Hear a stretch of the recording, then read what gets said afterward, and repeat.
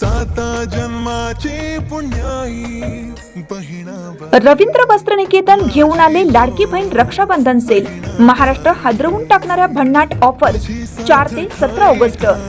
600 रुपयांची तक्षशिला पैठणी फक्त 216 रुपयात। क्रंची इन्स्टा ट्रेंड साडी फक्त 441 मध्ये। डोला सिल्क साडी फक्त 396 मध्ये। कल्याणी सिल्क साडी फक्त 693 मध्ये। विशाल साडी 749 मध्ये। लेडीज ट्रेंडिंग कॉट सेट फक्त 296 रुपयात। 3 पीस ड्रेस फक्त 396 मध्ये। जेंट्स शर्ट एक घ्या एक मोफत। रवींद्र वस्त्र निकेतन, सलगरे व शाखा। प्रत्येक बातमीतील घटनेच्या वास्तविकतेची तुलना थेट पाहत रहा चांगली अपडेट।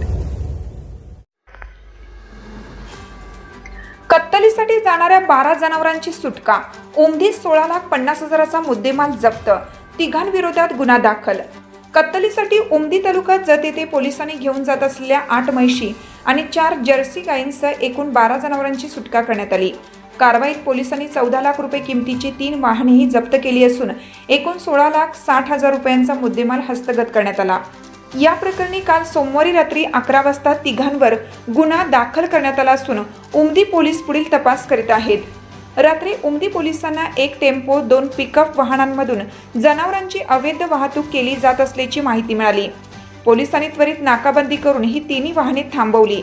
तपासणी केली असता त्यात कत्तलखान्यात घेऊन जाण्यासाठी 8 म्हैशी आणि 4 जर्सी गायी दाटीवाटीने भरल्याचे निदर्शनास आले।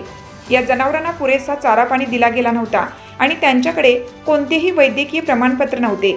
तसेच जनावरांच्या कपाळावर लाल रंगाची पाटी लावलेली नव्हती। पोलिसांनी एकूण 1,60,000 रुपये किमतीची जनावरे आणि 14 लाख रुपये किमतीचे वाहन जप्त केलं। या प्रकरणी चालक इमाम साहब हाजी साहब जातगार वय 25, अब्दुल हुसेन जातगार वय 25, दोघेही राहणार मधभावी जिल्हा विजयपूर आणि शहीद कल्लेश्वर बडवणी तुर्ची कट्टा राहणार दावणगिरी कर्नाटक या तिघांवर गुन्हा दाखल करण्यात आला आहे। ही कारवाई पोलीस कॉन्स्टेबल तौफिक इमाम मुजावर यांच्या फिर्यादीनुसार प्राण्यांचा प्रतिबंधक अधिनियम 1960, महाराष्ट्र पशुसंरक्षण कायदा आणि प्राण्यांचे परिवहन नियम 1978 नुसार करण्यात आली आहे।